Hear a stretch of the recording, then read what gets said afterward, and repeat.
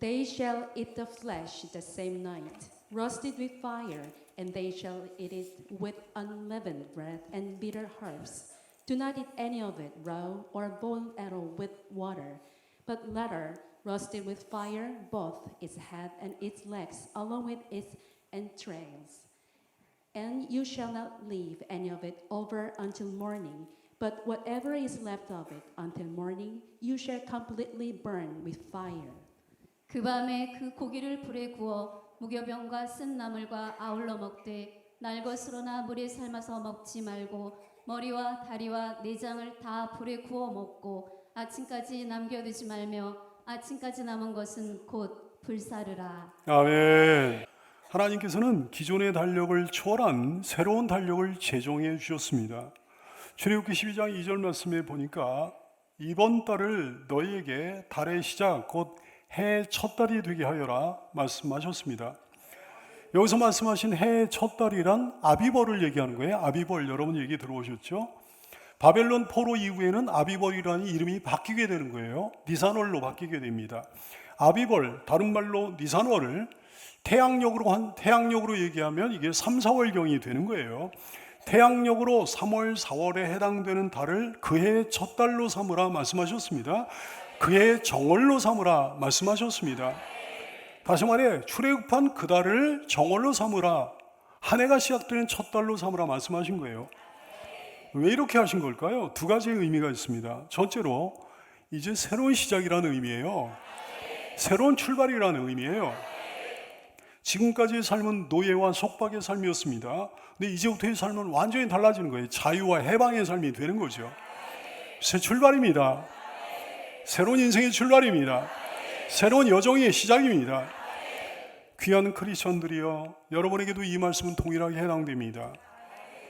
자신의 인생이 새로운 인생이라는 사실을, 새롭게 출발한 인생이라는 사실을, 새롭게 시작된 인생이라는 사실을 꼭 기억하는 여러분 되기를 축원합니다. 둘째로 이제 이스라엘 백성들의 신분이 달라졌다는 거예요. 이스라엘 백성 한 사람 한 사람이 하나의 자연인에서 구원받은 선민으로 새롭게 됐다는 거죠. 하나님의 백성으로 새롭게 됐다는 거죠. 고린도후서 5장 17절 말씀, 그런즉 누구든지 그리스도 안에 있기만 하면, 그리스도 안에 없으면 교회를 다녀도 새로운 사람이 아니에요. 새로운 피조물 아니에요.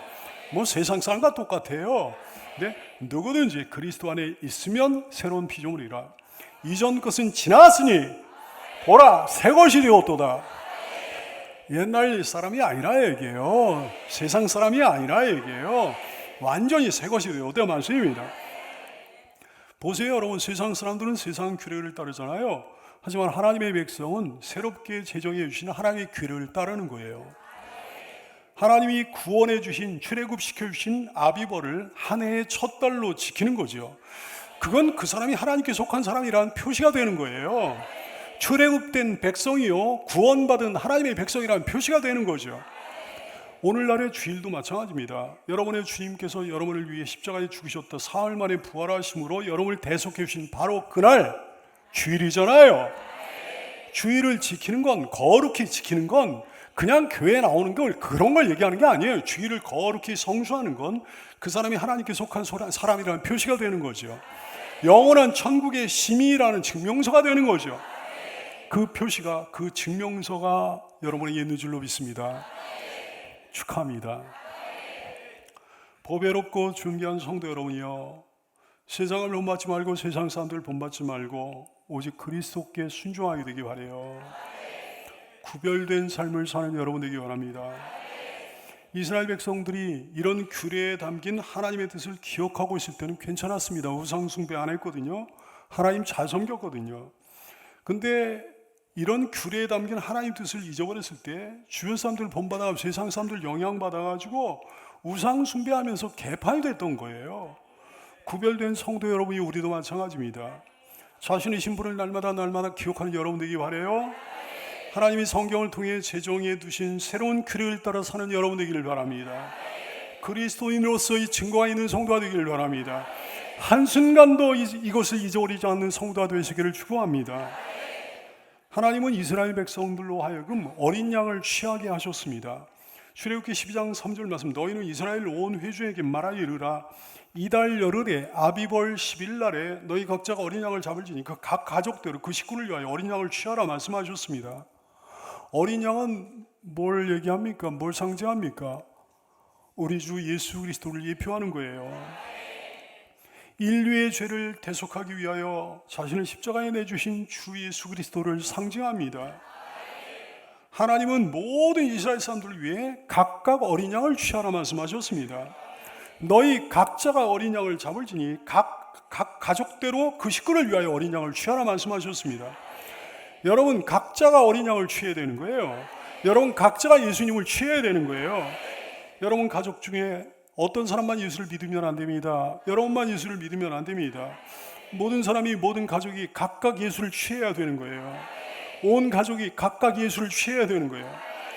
사랑하는 성도 여러분이요, 우리 주변 사람, 사랑하는 내 주변 사람이 예수를 믿게 하는 거 이거 불가능한 일일까요?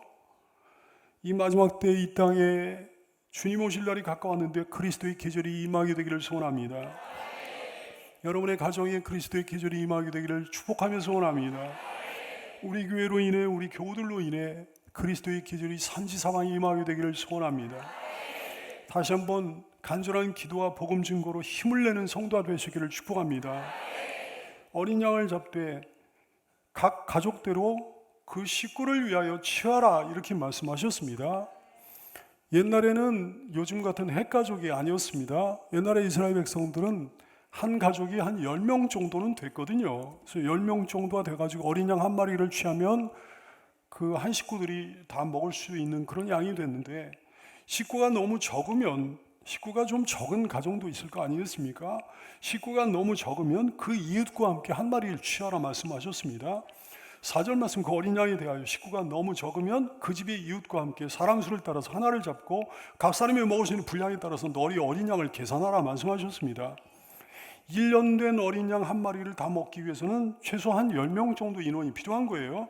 그러므로 어린 양에 대해서 식구가 너무 적으면 그 이웃과 함께 한 마리를 취하라 하셨습니다. 부족해도 안 되고 남아서도 안 되는 거거든요. 양고기를 한 자리에서 다 먹을 수 없을 정도로 식구가 적으면 이웃과 연합해가지고 한 마리를 잡으라는 거예요. 각 사람이 먹을 수 있는 분량에 따라서 어린 양을 잡으라 말씀하셨습니다. 가족 중에는 뭐 여성도 있고요, 노인도 있고요, 어린아이처럼 뭐 양이 적은 사람도 있고 식욕이 왕성한 청년도 있고 뭐 그럴 거 아니겠어요? 그런 모든 것을 계산에 다 넣으라는 거죠. 각 사람이 먹는 분량을 일일이 감안해 가지고 양을 잡으라는 거죠. 적당해야 되는 거예요. 부족해도 안 되는 거예요. 남아서도 안 되는 거예요. 왜 그래야 하는 걸까요? 왜 어린 양의 고기가 부족하면 안 되는 걸까요? 그래요, 여러분. 그리스도의 은혜가 우리에게 부족할 수 없기 때문입니다. 그리스도의 은혜가 우리에게 부족함이 없기 때문입니다. 시편 23편 1절 말씀, 여호와는 나의 목자시니 내가 부족함이 없으리로다. 이것이 우리의 고백이에요. 그렇죠? 부족함이 전혀 없는 거예요. 그리스도의 은혜가 내게 부족하지 않은 줄로 알게 되기 바랍니다. 그리스도의 은혜는 충만하고도 충만한 줄로 알게 되기 바랍니다. 그리스도의 은혜는 완전하고도 완전한 줄로 알게 되기를 축원합니다. 로마서 15장 20절 29절 말씀, 내가 너에게 나갈 때 그리스도의 충만한 복을 가지고 갈 줄을 아노라 그랬습니다. 그리스도의 충만한 복이에요. 그리스도의 완전한 복이에요. 그리스도의 완벽한 복이에요. 그리스도의 복은 부족함이 없습니다. 그럼 왜 남아서도 안 되는 걸까요? 남아서도 안 되는 거거든. 남아서도 안 돼. 왜? 내 믿음으로 다른 사람까지 구원할 수 없기 때문입니다. 내 믿음으로, 나와 가장 가까운 사이라도 내 믿음으로 그 사람을 구원할 수 없기 때문입니다. 내 순종으로, 내 충성과 헌신으로 다른 사람까지 상급받도록 만들 수 없기 때문입니다. 나와 아무리 가장 가까운 사이라고 할지라도 내 충성과 내 헌신으로 그 사람까지 상급받게 만들 수가 없는 거예요. 존귀한 성도요, 여러분의 믿음으로 여러분 자신만 구원받게 될 줄을 알게 되기 바라요. 여러분의 순종으로, 여러분의 충성과 여러분의 헌신으로 여러분 자신만 하나님께 상급받게 될 줄을 알게 되기를 축원합니다. 정확히 1대1이에요. 정확히 1대1이에요. 그리스도의 은혜는 내게 부족함도 남음도 없이 정확히 맞아 떨어진다는 사실을 평생토록 기억하고 사는 여러분 되기를 축원합니다. 6월절 식사는 혼자 먹지 않습니다. 혼밥하지 않는다 얘기해요. 유월절 식사는 철저히 가족 중심의 식사예요. 공동체 식사로 이루어지는 거예요. 왜 철저히 가족 단위로 유월절 규례를 지키게 하시는 걸까요? 가족이 단순한 혈연 공동체에 그치는 것이 아니고, 단순한 핏줄 공동체에 그치는 것이 아니고, 구원의 은총을 함께 누리는 신앙 공동체여야 된다는 점을 강조하시기 위함입니다. 말씀의 성도들이여, 이 말씀 보세요. 이르되 주 예수를 믿으라, 그리하면 너와 내 집이 구원을 받으리라 그러셨어요. 어떤 가정이 혈연 공동체이기만 한다면, 핏줄 공동체이기만 한다면 의미가 없습니다. 별 의미 없어요. 몇십 년 동안 같이 살다가 영원히 헤어지게 되는 거예요. 몇십 년 동안 아무리 사랑하고 살아도 소용없어요. 영원히 헤어지게 되는 거예요. 몇십 년 동안 아무리 친하게 지냈어도, 아무리 사이가 좋아서도 소용없는 거예요. 영원히 헤어지게 되는 거예요. 천국과 지옥으로, 아니면 각자 뿔뿔이 지옥으로. 지옥에 함께 간다고 해서 지옥에서 교제가 이루어지는 거 아니거든요. 지옥은 철저히 외로움에 혼자 고통을 받는 곳이에요. 그러니까 다 함께 지옥으로 간다고 해도 영원히 헤어지게 되는 거죠. 가정은 혈연 공동체이면서 그것을 넘어 구원 공동체가 돼야 됩니다. 복된 천국 공동체가 돼야 됩니다. 이 문제로 하나님께 더 간절히 구하는 성도가 되기를 축복합니다. 유월절 식사를 가족 중심의 공동체 식사로 하게 하신 두 번째 이유가 있습니다. 예수 그리스도의 보혈의 은총으로 구원을 받은 사람들이 참된 식구라는 것을 가르쳐 주시는 거예요. 참된 가족임을 알려주시는 거라고요. 여기는 우리는 예수 그리스도의 보혈의 은총으로 말미암아 한 식구 된 사람들입니다. 한 가족 된 사람들입니다. 어떤 식구요? 어떤 가족일까요? 영원한 식구요? 영원한 가족이에요. 영원히 함께 먹고 마시는 한 식구, 한 가족이라 말씀입니다. 계시록 3장 20절 말씀 볼지어다 예수님이 그러시는 거예요. 내가 문 밖에 서서, 너희 마음의 문 밖에 서서 두드리노니 누구든지 내 음성을 듣고 문을 열면 내가 그에게로 들어와 그와 더불어 먹고 그는 나와 더불어 먹으리라 그러셨어요. 함께 먹는 사이를 갖다 식구라고 하는 거예요. 함께 영원히 먹는 관계를 갖다 영원한 식구라고 얘기하는 거지. 주님이 우리와 영원한 식구가 되주신다 말씀입니다. 데살로니가전서 4장 17절 말씀, 그 후에 우리 살아남은 자들도 그들과 함께 구름 속으로 끌어올려 공중에서 주를 영접하게 하시리니 그리하여 우리가 항상 주와 함께 있으리라. 그리하여 우리가 영원히 주님과 함께 있으리라. 우리가 다 함께 영원한 식구라는 사실을, 우리가 다 함께 영원한 가족이라는 사실을 절대로 잊어버리지 않는 여러분 되기 바라요. 그래서 주님이 너희는 서로 사랑하라 그렇게 당부하셨던 거예요. 그래서 주님이 너희는 서로 사랑하라 그렇게 강력하게 명령을 내리신 거라고요. 영원한 주님의 식구들인데 우리가 사랑 안 하면 되겠습니까? 영원한 주님의 가족인데 우리가 서로 미워하면 되겠습니까? 사랑하기 바랍니다. 더 사랑하기 바랍니다. 언제나 사랑하는 여러분 되기를 축복합니다. 5절에 보니까 유월절 희생제물의 중요한 요건이 제시되어 있습니다. 뭐라고 하셨나요? 너희 어린 양은 흠없고 일련된 수컷으로 하되 양이나 염소 중에서 취하라 말씀하셨어요. 흠없는 것이어야 되는 거예요. 거룩하신 하나님께 바쳐지는 것은 완벽한 것이어야 되는 거예요. 흠이 있으면 안 되는 거예요. 몸에 그 어떤 결함이 있으면 안 되는 거지. 몸에 그 어떤 질병이 있어서도 안 되는 거지. 여러분 그렇습니다. 하나님께 온전한 제물로 바쳐주신 우리 주 예수님은 흠없는 분이셨습니다. 절대 무흠한 분이셨습니다. 절대 순결한 분이셨습니다.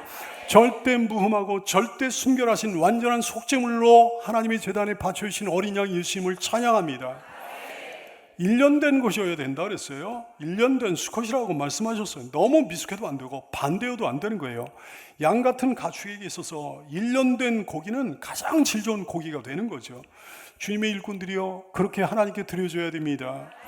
여러분도 그렇게 온전한 인물로 하나님께 영광을 돌릴 수 있게 되기를 바랍니다. 그렇게 양질의 삶으로 하나님께 영광을 돌리는 성도가 되기를 바랍니다. 신부가 신랑을 위하여 최고의 것으로 단장하듯이 여러분도 여러분의 주님을 위하여 최고의 것으로 단장된 삶으로 영광을 돌리는 성도가 되기를 축원합니다. 어린 양을 아비벌 14일까지 간직했다가 해질녘에 잡으라 말씀하셨어요. 6절 말씀, 이달 19날까지 간직하였다가 아비벌 14일까지 간직하였다가 해질 때 이스라엘 중에 그 양을 잡으라 말씀하셨어요. 처음에 제물을 준비하기는 언제 준비하라고 그러셨어요? 3절 말씀에 보니까 아비벌 열흘에 준비하라고 그러셨어요. 어린 양 제물을 아비벌 10일 날에 준비했다가 14일 날에 잡는 거예요. 4일간의 여유가 있지 않습니까? 4일 동안 그걸 간직하는 거예요. 뭐하러? 바로 잡으면 되지 뭐하러 4일간의 시차를 뒀던 걸까요? 제물로 바쳐질 어린 양의 상태가 어떤지를 검사할 만한 시간적인 여유를 갖기 위함이었습니다. 이게 흠없는 제물인지 아닌지를 잘 점검하기 위해 가지고 4일간의 여유가 필요했던 거예요. 존귀한 성도요, 우리는 스스로의 상태를 늘 점검하며 살아야 됩니다. 왜냐하면 우리 삶은 하나님께 바쳐지는 산 제물이기 때문입니다. 로마서 12장 1절 말씀 그러셨어요. 그러므로 형제들아, 내가 하나님의 모든 자비하심으로 너희를 권하노니 너희 몸을, 너희의 삶을 하나님의 기뻐하신 거룩한 산제물로 드리라. 이는 너희가 드릴 영적 예배니라 말씀하셨어요. 내 몸, 내 마음, 내 시간, 내 가정, 내 재물, 내 재능, 나에게 속한 모든 것 하나님께 바쳐지는 산제물이에요. 그러므로 내 상태가 어떤지 늘 점검하며 돌아보며 살아야 되는 거죠. 내 영적인 상태가 어떤지 돌아보며 살아야 되는 거죠. 내 삶의 모습이 어떤지 돌아보며 살아야 되는 거죠. 내 입에서 나오는 말이 어떤 말이 나오는지 돌아보며 살아야 되는 거죠. 내가 죄와 싸우고 살고 있는데 죄와의 싸움이 어떤 상태인지를 점검하며 살아야 되는 거죠. 끊임없이 점검하며 살아야 되는 거죠. 아무 생각 없이 사는 사람 반드시 실패하게 됩니다. 스스로에 대한 점검이 없는 사람은 죄를 짓고도 덤덤하게 되는 거예요. 기름을 준비한 슬기로운 다섯 처녀는 어떤 사람이었나요? 자기 자신을 점검하며 산 사람이었습니다. 기름을 준비하지 못한 미련한 다섯 처녀는 어떤 사람이었나요? 자기 자신을 점검하지 못하며 산 사람들이었습니다. 그 결과가 어땠습니까? 자기 자신을 점검하며 살았던 사람은 예수님께 받아들여졌습니다. 자기 자신을 점검하지 못하며 살았던 사람은 예수님께 거절됐다고요. 성도 여러분이, 여러분의 상태는 어떻습니까? 여러분의 심령은 어떻습니까? 여러분의 생활은 어떻습니까? 여러분의 삶은 어떻습니까? 여러분의 삶의 모습이 어떤가? 여러분의 상태는 어떤가요? 늘 하나님 앞에 온전한 산제물로 바쳐질 만큼 부끄럼 없는 성도인 줄로 믿어요. 은혜 충만한 여러분 되시기를 축복합니다. 4일간의 여유를 둔 데는 또 한 가지 이유가 있었습니다. 대성물로 희생될 어린 양을 며칠 동안 바라보면서 하나님의 은혜를 묵상하고 감사하기 위함이었습니다. 어린 양은 나 대신에 희생되는 제물이잖아요. 내가 하나님 앞에 내 죄 때문에 희생돼야 되는데 어린 양이 나 대신에 희생되는 건, 그러므로 그 어린 양을 바라보면 대속의 감사가, 하나님의 은혜에 대한 감사가 안 나올 수가 없는 거예요. 희생제물이 될 그 어린 양을 통해 하나님의 구원의 은혜를 더 선명하게 인식할 수밖에 없는 거지. 보배로운 성도 여러분이요, 어린 양 예수님의 십자가 은혜를 단 한순간도 잊어버리지 않는 여러분 되기 바라요. 십자가와 대속의 은총에 대한 설교를 들으면 감동이 돼야죠. 십자가와 대속의 은총에 대한 설교를 들으면서 아무 느낌도 안 든다면 자기의 영적 상태에 대해 위기의식이 들어야 됩니다. 십자가 은혜에 대해 아무런 묵상이 없는 상태라면 내 심령이 얼마나 냉랭해져 있는지 깨달아줘야 되는 거예요. 십자가 은혜에 대해 묵상을 해도 맨숭맨숭 하다고 한다면 내가 얼마나 은혜 없는 사람이 됐는지를 깨닫고 경악해야 되는 거예요. 그러면 안 되는 거죠. 십자가 은혜를 되새기고 또 되새기며 살게 되기 바랍니다. 대속의 은총을 돌이켜보고 또 돌이켜보며 살게 되기 바랍니다. 어린 양 예수님을 바라보고 또 바라보며 살게 되기 바라고, 어린 양 예수님을 바라보면서 감사하고 또 감사하며 살게 되기 바라요. 예수님 생각만 하면 가슴이 뭉클해지는 성도가 되기를 축복합니다. 십자가 은혜를 떠올리기만 하면 심령이 새로워지고 삶의 용기가 나는 성도가 되시기를 축복합니다. 4일 동안 간직했던 어린 양을 해질녘에 너희가 잡으라 그러셨어요. 이때는 제사장이 필요하지 않다고 그러셨습니다. 원래 하나님께 바쳐질 제물을 잡을 때는 제사장이 잡는 거거든요. 근데 그때는 제사장이 필요하지 않았어요. 6월절 어린 양을 잡는데 특별한 사람이 필요하지 않았다는 말씀이에요. 6절 말씀, 이스라엘 회중이 그 양을 잡으라 말씀하셨어요. 가족을 대표하는 누구든지 어린 양을 잡을 수 있었단 말씀입니다. 뭘 의미할까요? 누구라도 예수님 믿을 수 있음을 의미하는 거예요. 누구라도 예수님 앞에 나갈 수 있음을 의미하는 거예요. 예수님을 믿기만 하면 누구라도 구원을 받을 수 있음을 의미하는 거예요.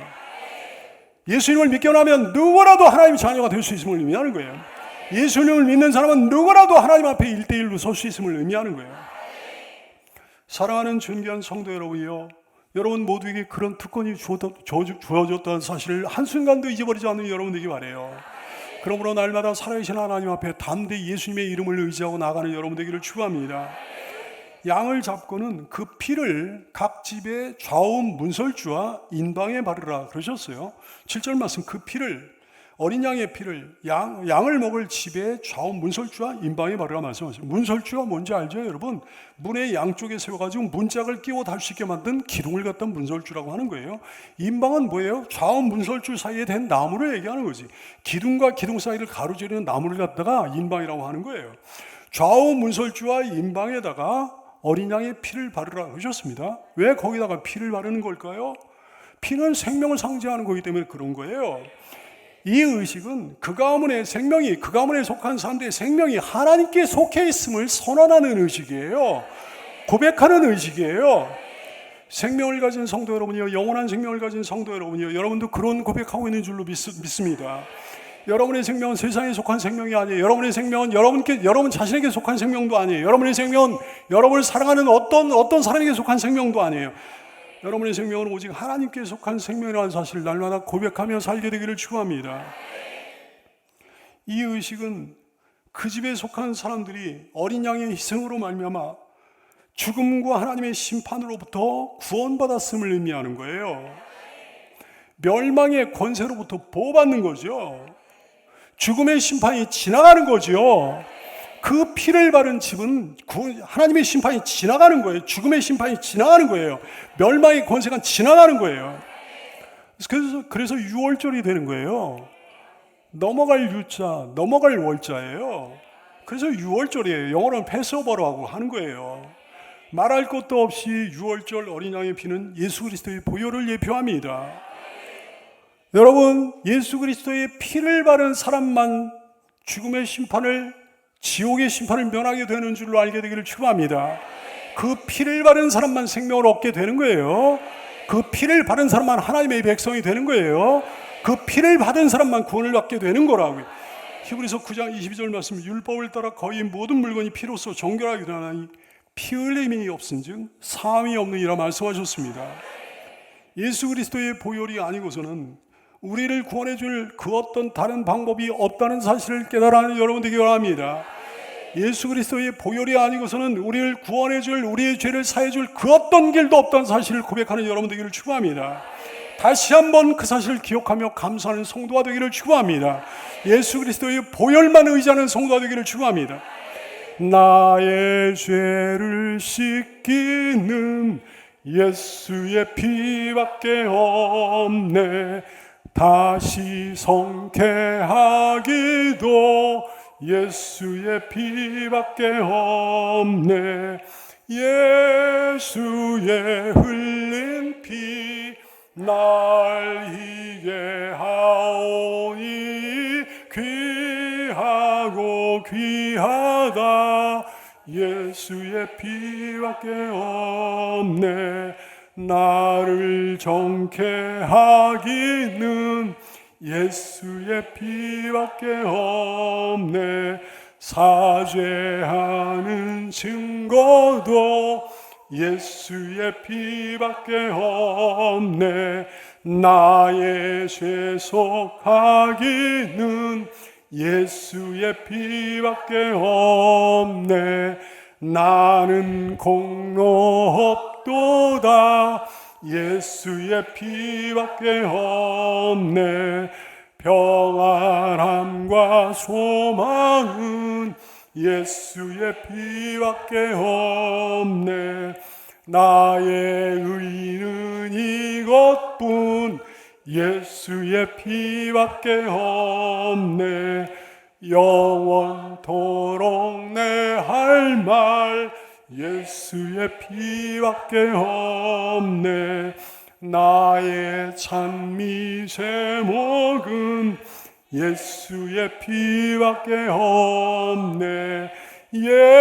예수의 흘린 피 날 희게 하오니 귀하고 귀하다. 예수의 피밖에 없네. 아멘. 나중에 레위기 말씀 보면 제물로 사용되는 고기는 완전히 태워지거나 아니면 삶아야 했습니다. 근데 오늘 유월절은 달라요. 구우라 그러셨습니다. 출애굽기 12장 8절 이하의 말씀, 그 밤에 그 고기를 불에 구워 무교병과 쓴나물과 아울러 먹되 날것으로나 물에 삶아서 먹지 말고 머리와 다리와 내장을 다 불에 구워 먹으라 말씀하셨어요. 왜 굽는 걸까요? 굽는 것과 완전히 태우는 것 어떤 차이가 있는 걸까요? 굽는 것과 삶는 것 어떤 차이가 있는 걸까요?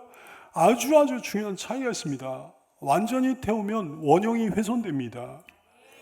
푹 삶아도 마찬가지예요. 삶아도 원형이 훼손되는 거예요. 원형을 그대로 보존하는 유일한 방법은 굽는 거예요. 여러분, 유월절 어린 양이 누구의 예표라고 그랬죠? 어린 양 예수님의 예표예요. 그러기에 하나님께서는 예수님의 예표인 유월절 어린 양을 태우거나 삶지 말고 굽도록 명령하셨습니다. 그리고 그 뼈들을 하나도 꺾지 않도록 명령하셨어요. 민수기 9장 10절 말씀, 그 뼈를 하나도 꺾지 말아서 유월절 모든 율례대로 지킬 것이라 말씀하셨어요. 어린 양이 죽은 다음에도 원형 그대로 보존될 수 있도록 그렇게 명령을 내리신 거죠. 그래요, 여러분, 예수님의 몸은 모진 십자가 고난의 와중에도 모진 고난 받으셨지요?